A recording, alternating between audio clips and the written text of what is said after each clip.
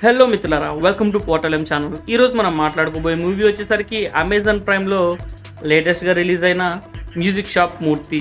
ఈ సినిమా గురించి మనం మాట్లాడుకునే ముందు మన ఛానల్ ఇంతవరకు మీరు సబ్స్క్రైబ్ చేసుకోకపోతే వెంటనే సబ్స్క్రైబ్ చేసుకోండి. అలాగే నోటిఫికేషన్ బెల్ని యాక్టివేట్ చేసుకోవడం వల్ల ఫ్యూచర్లో వచ్చే వీడియోస్ అయితే మిస్ అవ్వకుండా ఉంటారు.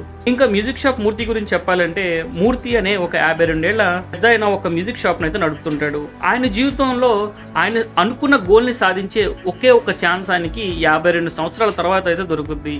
ఇలాంటప్పుడు ఆ అవకాశాన్ని ఎలా యూటిలైజ్ చేసుకుని ఎంత కష్టపడి ఆయన అనుకున్న గోల్ని సాధిస్తాడు అన్నదే ఈ సినిమా యొక్క మెయిన్ ప్లాట్. ఈ 52 ఏళ్ల మూర్తికి 23 ఏళ్ల ఒక యువత అయితే గురువుగా దొరుకుతుంది. వీళ్ళిద్దరి మధ్య కనెక్షన్ ఎలా కుదిరింది, ఆ కనెక్షన్ వల్ల వచ్చిన ఇష్యూస్ ఏంటి, అలాగే ఈ మూర్తి తను అనుకున్న గోల్ని ఎలా రీచ్ అయ్యాడు అన్నది అయితే మీరు సినిమా చూసే తెలుసుకోవాలి. ఓవరాల్గా సినిమా చిన్న సినిమా అయినా సరే మెసేజ్ మాత్రం చాలా భారీగా ఉండిద్ది.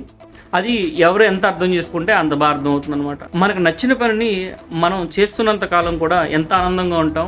ఏ వయసు వ్యక్తి అయినా సరే తనకు నచ్చిన పని చేయడం ఎంత కష్టంగా ఉంటుంది అని చెప్పి అయితే ఈ సినిమాలో మనకు చూపిస్తారు. అలాగే ఏదైనా సాధించాలి అనుకున్న వ్యక్తికి ఆ ఛాన్స్ దొరికినప్పుడు దానికోసం ఎంత కష్టపడాలి, ఎంత కష్టపడతాడు అన్న విషయం కూడా మనకైతే క్లియర్గా ఈ సినిమాలో చూపిస్తారు. అలాగే యువకుల కళల్ని వాళ్ళ తల్లిదండ్రుల ఫోర్స్తో ఎలా నొక్కేస్తున్నారన్న విషయాన్ని కూడా లైట్గా ఈ సినిమాలో అయితే టచ్ చేస్తారు.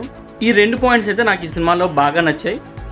ఇంకా మ్యూజిక్ గురించే కాబట్టి సినిమా మొత్తం కూడా మ్యూజిక్ అంతా కూడా మంచి మ్యూజిక్ని అయితే వినగలుగుతాం ఈ సినిమాలో. అలాగే కొన్ని సాంగ్స్ కూడా ఉన్నాయి. ఒక సాంగ్ అయితే చాలా ఫన్నీగా ఉండేది. దానిలో ఈ 52 ఇయర్స్ పెద్దయిన డ్యాన్స్ కూడా చేస్తాడు. అలాగే మీరు కనుక ఈ మూవీ ఇంతకు ముందే చూస్తుంటే మీకు ఎలా అనిపిస్తుంది కింద కామెంట్లో తెలియజేయండి. నేనైతే ఈ సినిమాని అందరూ చూడదగిన సినిమాగా సజెస్ట్ చేస్తాను. ఇంకా మూవీ యొక్క ప్రొడక్షన్ వాల్యూస్ చూస్తే అంతా కూడా వెరీ సింపుల్గా ఉంది, న్యాచురల్గా ఉంది. హై క్లాస్గా ఏం లేదు, కానీ అలా అని చెప్పి తీసి పడేసేంత చీప్గా కూడా లేదు. డెఫినెట్గా ఈ సినిమా అయితే ఒక్కసారైనా చూడదగ్గ సినిమా అని చెప్తాను. Don't miss it. అలాగే నా వీడియో నచ్చినట్లయితే తప్పకుండా ఛానల్ అయితే సబ్స్క్రైబ్ చేసుకోండి. వీడియోని లైక్ చేయడం మాత్రం మర్చిపోకండి. మళ్ళీ మరో మూవీ రివ్యూ అయితే మేము ముందుకు వస్తాను.